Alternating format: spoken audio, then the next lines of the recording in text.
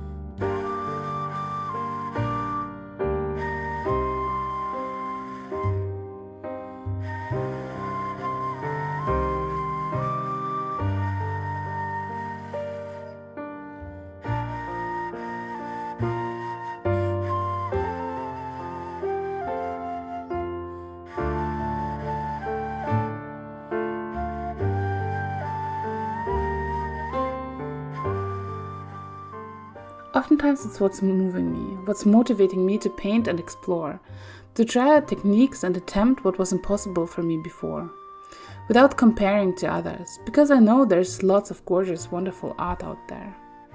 I just want to see what is possible for me.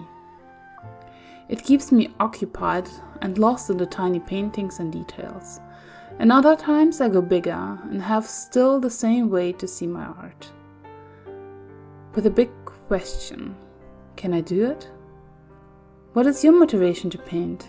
Do you too know this feeling when your brain keeps thinking about how to solve this riddle of creation? I hope you do. It's a wonderful feeling. Like trying to figure out the world by painting. Let's see if I get closer to it in the next video. With another painting, of course. Have a wonderful and creative day, everyone, and I hope to see you soon. Bye!